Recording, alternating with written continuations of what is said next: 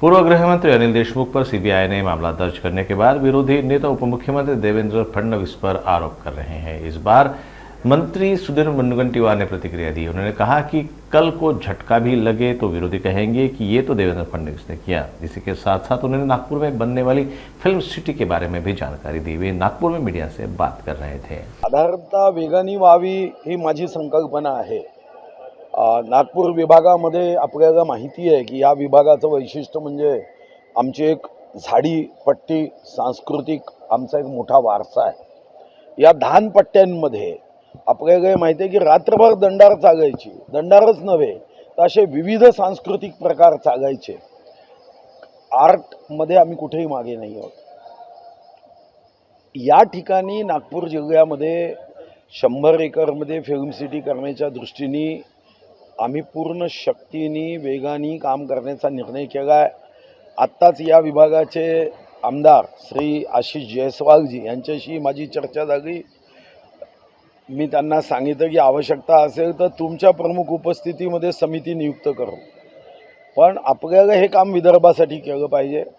कोल्हापूरमध्ये एक चित्रनगरी आहे, मुंबईमध्ये चित्रनगरी आहे, मग नागपूरमध्ये सुद्धा एखादं चित्रनगरी असणं ज्या माध्यमातून विविध चित्रपटांसाठी याचा उपयोग होईल, विविध मालिकांसाठी याचा उपयोग होईल आणि त्या दृष्टीने एक 100 एकरमध्ये अद्ययावत ॲडव्हान्स आणि मी यासाठी काही लोकांशी काल चर्चाही केली आहे की ज्यांना टेक्नॉलॉजीचाही मोठा उपयोग करता येईल का। यासोबत विदर्भाचं वैशिष्ट्य आहे, ताडोबा आहे, पेंच आहे, बोर आहे, मेळघाट आहे, चिखलदरा आहे, असे अतिशय सुंदर नैसर्गिक शूटिंगचे क्षेत्रही आपल्याकडे आहे। आर्कॉलॉजीच्या दृष्टिकोनातून अनेक क्षेत्र आहे आणि विदर्भामध्ये माझा विश्वास आहे की ही चित्रनगरी अतिशय यशस्वीपणे उत्तम कार्य करू शकेल। हो, संख्या आपल्यालाही माहिती आहे की वाघांची संख्या 2010 मध्ये 112 होती, आता ती जवळपास 600च्या वरती झाली। बिबट हा सुद्धा 1900च्या वरती बिबट महाराष्ट्रामध्ये झाला आणि या दृष्टीने आपण विविध उपाय करतो आहे। यामध्ये समित्याही तयार केल्या। 2014 पर्यंत संजय गांधी नॅशनल पार्क बिबट बाहेर जायचे, आता 14 पासून आपण शून्य वन्यजीव मानव यामध्ये जे काही संघर्ष होते ते शून्य केले। आता आपल्याला महाराष्ट्रात सुद्धा या दृष्टीने ज्या ज्या गोष्टी आवश्यक आहे त्या समित्यांच्या अहवालानंतर या साऱ्या गोष्टी करण्याचा आपला निर्णय आहे।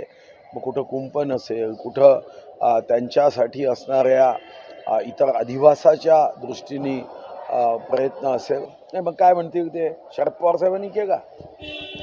अहो त्यांना दुसरं काय, त्यांना हेच नरेटिव्ह सेट करायचं आहे आणि त्यांना असं वाटतं की काहीतरी अमरपट्टा घेऊन आल्या। राजकारणात असणं म्हणजे कोणी गुन्हा दाखल करणार नाही। यांना महामहिम राष्ट्रपतीच्या बरोबरीचा दर्जा पाहिजे आहे। महामहिम राष्ट्रपतीवर जसं आपल्या देशाच्या संविधानात कोणतीही केस करू शकत नाही, यांना वाटतं की तसंच आमच्यावरही कोणीही कोणतीही केस करू नये। आम्ही सांगू तेच खरं, आम्ही जज आहोत, आम्हीच वकील आहोत, आम्हीच आरोपी आहोत, आम्हीच फिर्यादी आहोत। असं कधी होते का? तुमची चूक असेल तर तुमच्यावर गुन्हा दाखल होईल आणि गुन्ह्यामध्ये तुम्ही तुमची बाजू मांडा ना, आणि खरी असेल तर तुमच्या बाजूनी कोर्ट निर्णय करेल ना। काही तर देशाच्या व्यवस्थेवर विश्वास ठेवा। मी सांगेल तेच धोरण, मीच बांधेल तेच तोरण, हे नवीन राजकीय नेत्यांचा एक स्वभाव होत चालला आहे। आणि तुम्ही स्वतःला निर्दोष ठरवणार का? तुम्ही जज व्हाल का? आणि देवेंद्रजीवर आरोप कशासाठी? देवेंद्रजींनी केलं, काही झालं की देवेंद्रजींनी केलं, उद्या यांना ठेस लागली तरी देवेंद्रजीच्यामुळे ठेस लागली। काय कारण आहे का? उत्तर द्या ना। जर तुम्ही ते केलं नसेल तर उत्तर द्या की मी असं कधी त्या IPS अधिकाऱ्यांना सांगितलं नाही। मधात काय म्हणाले मला अजूनही आठवते, 9 मार्चचा तो दिवस होता, ओसामा बिन लादेनची काय वकिली केली, बिना फीचा वकील मी पहिल्यांदा गृहमंत्री म्हणून पाहत होतो, बिना पैशाने। ओसामा बिन लादेन आहे का, तो सचिन वाझे, सचिन वाझेची तुम्ही किती वकिली करायची? सचिन वाझे म्हणजे ओसामा बिन लादेन आहे का? कोणी सांगितलं तुम्हाला?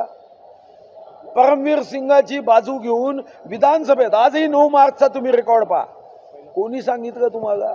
हे अशाच चुकीच्या पद्धतीने बाजू मांडायची